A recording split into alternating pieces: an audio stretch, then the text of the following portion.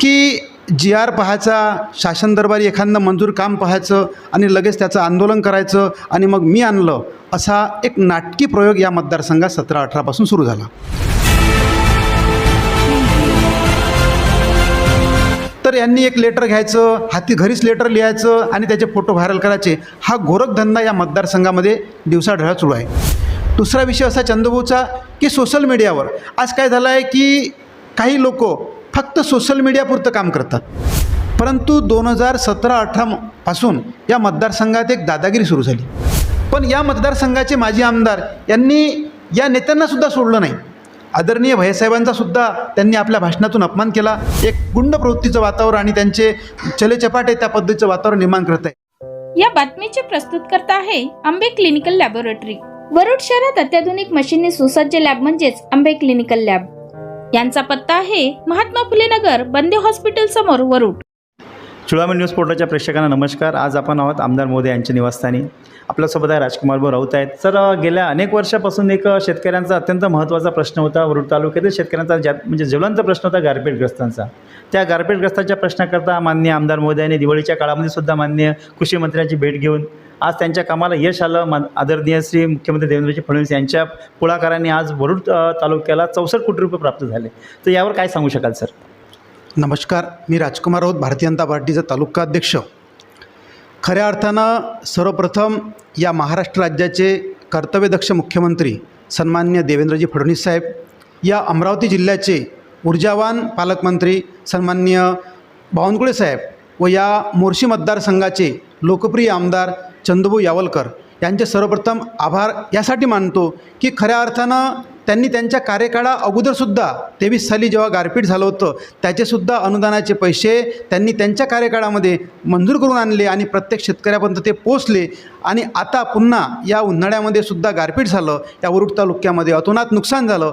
त्या नुकसानाची दखल घेऊन सन्माननीय आमदार महोदयांनी खऱ्या अर्थानं आपल्या प्रशासनामध्ये अधिकाऱ्यांमार्फत अहवाल तयार करून तो शासनापर्यंत पोहोचवला आणि बावनकुळे साहेब असो, मुख्यमंत्री देवेंद्रजी फडणवीस साहेब असो, यांच्या माध्यमातून ती आपल्या पूर्ण महाराष्ट्रामध्ये जे 84 कोटी झाले, त्या 84 कोटीपैकी या अमरावती जिल्ह्यासाठी 67 कोटी आहे आणि एकट्या या वरुड तालुक्यासाठी 64 कोटी रुपये मंजूर करून घेतले. त्याबद्दल सन्माननीय आमदार महोदयांचे या वरुड तालुक्यातील सर्व शेतकरी वर्गातर्फे तसेच एक भारतीय जनता पार्टीचा मी तालुका अध्यक्ष या नात्याने भारतीय जनता पार्टीच्या वतीने त्यांचे आभार व अभिनंदन करतो.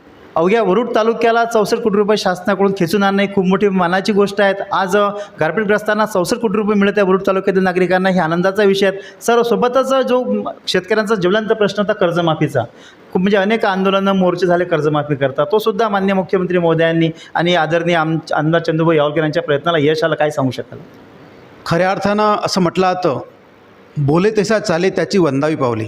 या महाराष्ट्राचे मुख्यमंत्री देवेंद्रजी फडणवीस साहेबांनी निवडणुकीमध्ये या महाराष्ट्रातील शेतकऱ्यांना एक वचन दिलं होतं की आम्ही तुमची शेतकऱ्यांची कर्जमाफी करू.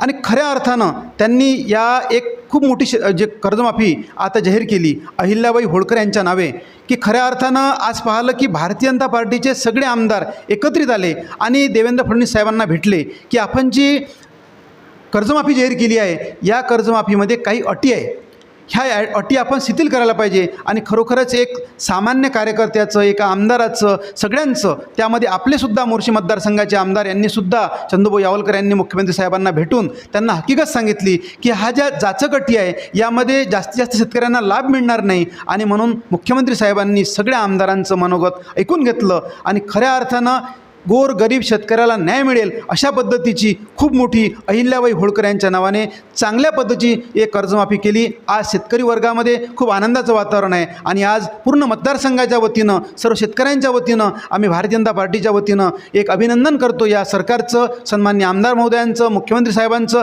आणि सगळ्या मंत्रिमंडळाचं की खऱ्या अर्थाने शेतकऱ्याला न्याय देणारी आपण कर्जमाफी जाहीर केली. सर, एक महत्त्वाचा असा प्रश्न आहे की बऱ्याच दिवसापासून आमदार महोदयांनी कुठलंही काम मंजूर करून आणलं किंवा कुठल्या कामासंदर्भात माननीय पालकमंत्री असो किंवा माननीय मुख्यमंत्री महोदय असो यांची भेट घेतली, कधी पत्रव्यवहार झाला, तर या गोष्टीचं म्हणजे लोकांपर्यंत पोहोचायच्या पहिले विरोधी पक्ष लगेच त्याच्या चुकीचे मेसेज सोशल मीडियावर टाकले जातात. तर यावर तुमची काय प्रतिक्रिया आहे सर? काय झालं, या मोर्शी मतदारसंघाला एक परंपरा आहे. या मोर्शी मतदारसंघाचे माजी आमदार आंडेसाहेब असो, पुरुषोत्तमरावजी मानकर असो, हर्षवर्धनजी देशमुख असो, नरेशचंद्रजी ठाकरे असो, डॉक्टर अनिल बोंडेसाहेब असो, यांनी म्हणजे यांना ज्यावेळेस विजय झाला तो विजयसुद्धा त्यांनी पचवला आणि पराजय झाला तो पराजय पण पचवला.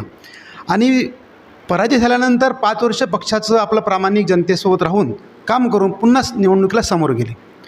परंतु या मतदारसंघाला 2018पासून 17-18पासून एक कीड लागली की GR पाहायचा, शासन दरबारी एखादं मंजूर काम पाहायचं आणि लगेच त्याचं आंदोलन करायचं आणि मग मी आणलं, असा एक नाटकी प्रयोग या मतदारसंघात 17-18पासून सुरू झाला. काही होईना त्या नाटकाला किंवा त्या अशा वाईट कृत्याला या वरुड मोर्शी जनता 19मध्ये बळी पडली. परंतु भारतीय जनता पार्टीचे आम्ही सगळे कार्यकर्ते आमचा 19मध्ये पराजय झाल्यानंतर आम्ही हे कामं नाही केले, तर आम्ही प्रामाणिकतेनं संघटन बांधणी करून पक्षाचे कामं पोहोचून आम्ही पुन्हा काम केलं आणि 2024मध्ये एक ऐतिहासिक विजय या मतदारसंघामध्ये चंदूभाऊच्या रूपानं भारतीय जनता पार्टीचा झाला. पण तुम्ही जो प्रश्न विचारला तो प्रश्न निश्चितच खरा आहे की जेव्हा जेव्हा या मतदारसंघामध्ये विकासाचं काम येते त्यावेळेला, कारण त्यांना ते सवय पडली आहे की स्वतः आता पाहिलं तुम्ही की गारपीटचे पैसे आले, चंदूभाऊ यावलकरांनी त्यांच्या माजी आमदाराच्या कार्यकाळामधले पैसे आणून दिले, मग सांगा. आणि आता तर यांच्या कार्यकाळामध्ये ज्यावर गारपीट झालं उन्हाळ्यातले, तर चंदूभाऊनी त्याचा पूर्ण मागोवा घेतला, अधिकाऱ्यांकडून अहवाल सादर करून घेतला आणि मंत्री महोदयासंग वारंवार भेटून हे पैसे आणण्याचा प्रामाणिक प्रयत्न केला.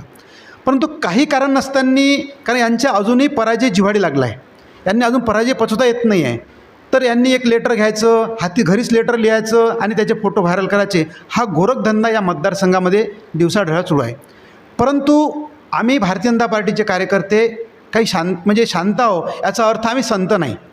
आम्हीसुद्धा आम्हाला ते संस्कार आहे की खरोखरच आपला पराजय झाला असेल तर आपण आपल्या पराजयाची कार्यमीमांसासुद्धा आपण आपल्या कामाला लागायला पाहिजे आणि त्या दृष्टीनं आम्ही कामं करत असतो. आम्हालासुद्धा विरोधकांच्या कॉमेंट्सला किंवा प्रतिक्रियेला उत्तर देता येते, परंतु आमचा उद्देश हा आहे की जर तुम्ही ते सांगतात की आम्ही इतका विकास केला, यांना माझं खुलं आव्हान आहे की यांनी जर इतका विकास केला असेल तर यांची इतका पराभव काय डिपॉझिट जप्त वाचू शकले नाही असं या मोर्शी जनतेनं उत्तर दिलं आहे.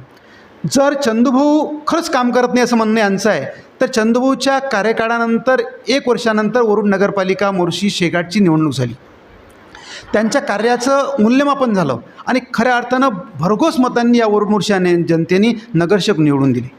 पुन्हा त्यांचं काम ते करत असताना पुन्हा जिल्हा परिषदेची निवडणूक आहे, जिल्हा परिषदेची निवडणूक झाली, ग्रामपंचायतीची निवडणूक आहे, त्यांच्या कार्याचं मूल्यमापन होईल. पुन्हा त्यांनी केलंच नाही म्हणतात हे, तर त्यांचं 29मध्ये या वरुड मोर्शी जनता उत्तर देईल. पण तसं होऊन न राहिलं. चंदूभाऊच्या पाठीशी चंदूभाऊचा जो जनता दरबार आहे त्याच्यामधली गर्दी पाहता माझं तर विरोधकांना जे कार्यकर्ते आहे किंवा विरोधी लोक आहेत त्यांना माझं हे म्हणणं आहे की तुम्ही चंदूभाऊच्या दरबारात एक वेळा येऊन पहा.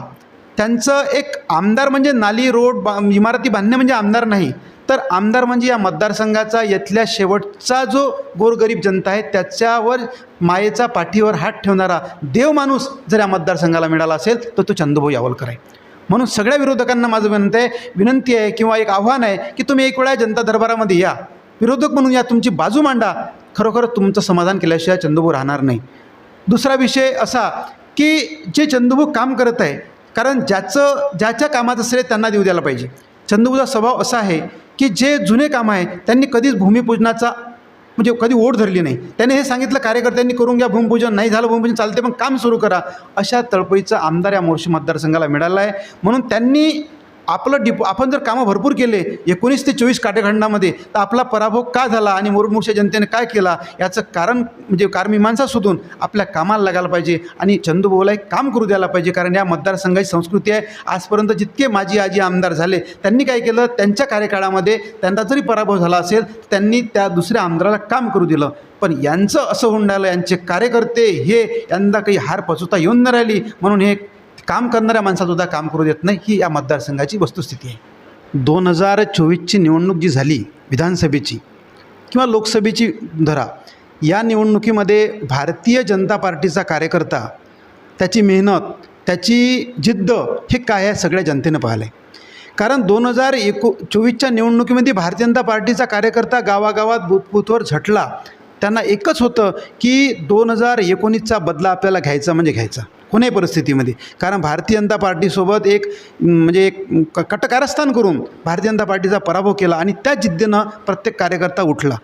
आणि खऱ्या अर्थानं म्हणजे भारतीय जनता पार्टीनं जे उमेदवारी दिली चंदूभाऊ यावलकर यांना, तर खऱ्या अर्थानं हा विजय साधा विषय नव्हता, हा ऐतिहासिक विजय आहे. कारण जितके उमेदवार उभे राहिले त्या सगळ्यांचे डिपॉझिट जप्त करणारी निवडणूक ठरली. म्हणून या वरुड मोर्चा जनतेचे आम्ही भारतीय जनता पार्टीच्या वतीनं कालही आभार मानले, आजही आभार मानलो आणि पुढेसुद्धा आभार माने. आणि तोच नेमका धागा चंदूभाऊनी घेतला की इतक्या मोठ्या जनतेने 1 लाखाच्या वर जनतेने माझ्यावर विश्वास ठेवला, त्या विश्वासाला कुठे तडा जाऊ देणार नाही. आणि ते सुद्धा आपल्या रक्तात पाहिजे. जे यावलकर घराणं आहे, हे यावलकर घराणं खरोखरच यांनी राजकारणापेक्षा समाजकारण जास्त केलं. त्यांचे वडील असो, त्यांचे भाऊ असो, ज्या विधानसभेची निवडणूक लढले, नगरपालिकेची लढले, त्यांनी खरोखर एक समाजसेवा करण्याचं काम प्रथम केलं. आणि मी एकमेव आमदार पाहिले म्हणजे आज की 1.5 वर्षाच्या काळामध्ये चंदूभाऊ यावलकर यांच्याजवळून एक शिकण्याजोगती गोष्ट आहे की त्यांच्या जनता दरबारामध्ये जी लोकांची म्हणजे जनतेची गर्दी आहे ती सकाळी 7 वाजतापासून तर रात्री 12 वाजेपर्यंत तुटत नाही, चालूच असते. आणि शेवटच्या माणसाला न्याय देण्याचा प्रयत्न चंदूभाऊ करतात. दुसरा विषय असा की अजून 1.5-2 वर्ष झाले, कारण आमदार निवडून आल्यानंतर प्रत्येकाच्या अंगात सत्तेची मस्ती असते.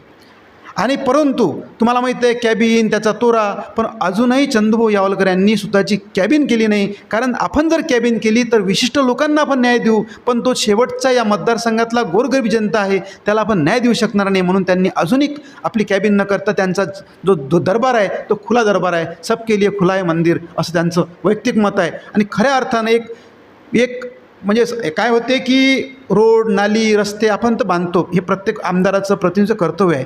पण आमदार कशाला म्हणतात याचं तंतोतंत जर त्याची व्याख्या जर आत्मसात केली असेल तर चंदूभाऊंनी केली.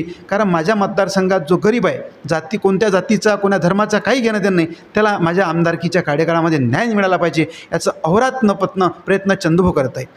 दुसरा विषय असा चंदूभाऊचा की सोशल मीडियावर आज काय झालं आहे की काही लोक फक्त सोशल मीडियापुरतं काम करतात, सोशल मीडियापुरतं. पण चंदूभाऊच तसं नाही. चंदूभाऊ सोशल मीडियापेक्षा कृतीत काम झालं पाहिजे, मैदानावर काम झालं पाहिजे आणि त्या जो व्यक्ती आपल्यापर्यंत त्यात समाधान झालं पाहिजे, हे त्यांचं कृतीतून काम दर्शवण्याचं काम आहे.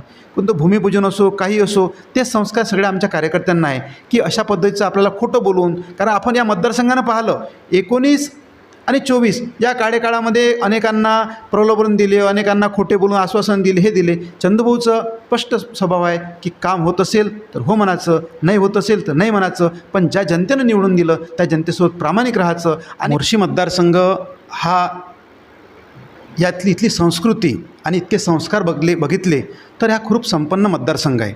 या मतदारसंघाला आंडेसाहेब असो, माहुलकर साहेब असो, सन्माननीय पुरुषोत्तमरावजी मानकर असो, भैयासाहेब देशमुख असो, नरचंद्रजी ठाकरे साहेब असो, डॉक्टर अनिल बोंडे साहेब असो, इथपर्यंत या मतदारसंघाला एक संस्कृती होती की आमदारकी असो की मंत्रिपद असो, त्यांच्या पदाची गमिना होती की कसं बोलायचं, काय बोलायचं. परंतु 2017-18 पासून या मतदारसंघात एक दादागिरी सुरू झाली, सत्तेसाठी काही करायचं. कारण मी स्पष्ट बोलतो की 2019ला आपल्या महाराष्ट्राचे सन्माननीय बोंडेसाहेब कृषी मंत्री होते. त्यांच्या बॅनरला काळं फासण्याची हिंमत त्यावेळच्या काही स्वाभिमानी शेतकरी संघटनेच्या कार्यकर्त्यांनी केली होती. म्हणजे एक कृषीमंत्री आपलं अभिमान होतं त्या मतदारसंघाचे कृषीमंत्री आहे असं कृत्य त्यांनी केलं होतं. पुनश्च त्यांचे संस्कार, त्यांच्या नेत्याचे संस्कार त्यांच्यामध्ये होते. पुढील काळामध्ये आपण पाहिलं तर त्यांच्या नेत्याकडून सुद्धा म्हणजे या मतदारसंघाचे माजी आमदार, स्पष्ट सांगायचं म्हणजे त्यांनी या मतदारसंघातले जे मोठे नेते आहे ज्यांनी खरोखरच आपल्या आयुष्यातले वर्ष या मतदारसंघाच्या सेवेसाठी अर्पण केले आणि खरोखरच ते माणसं पुढे मोठे झाले. जसे सन्माननीय हर्षवर्धनजी देशमुख साहेब जर पाहिले तर आज शिवाजी संस्थेच्या अध्यक्षापर्यंत पोहोचले. म्हणजे या वरुड मोर्शीचे एक मान सन्मान उंचावला केला. त्याचबरोबर आपले नरचंद्रजी ठाकरे साहेब एक सहकार क्षेत्रामध्ये त्यांची छबी आहे, ते खूप मोठे झाले. कॉपरेटिव्ह बँकेच्या निवडणुकीपर्यंत, कॉपरेटिव्ह बँकेच्या संचालकापर्यंत गेले, उपाध्यक्षापर्यंत गेले. म्हणजे ते सुद्धा आपल्या वरुड मोर्शीचं एक चांगलं अभिमानाची गोष्ट आहे. डॉक्टर अनिलजी बोंडे साहेब राज्यसभेचे खासदार झाले, ते पण त्यांनी आपल्या वरुड मोर्शीचं नाव केलं. पण या मतदारसंघाचे माजी आमदार यांनी या नेत्यांनासुद्धा सोडलं नाही आदरणीय भैयासाहेबांचा सुद्धा त्यांनी आपल्या भाषणातून अपमान केला, तुम्हा सर्व वरुड मोर्चा जनतेला माहीत आहे.